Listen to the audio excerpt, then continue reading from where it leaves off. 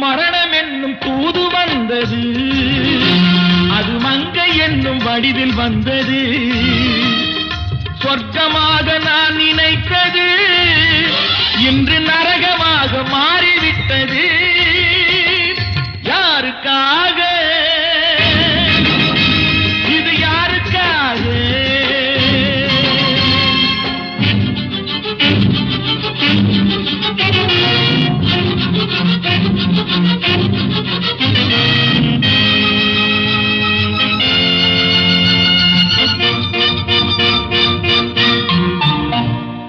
மலரைத்தானே நான் பறித்தது, கைமுள்ளின் மீது ஏன் விழுந்தது?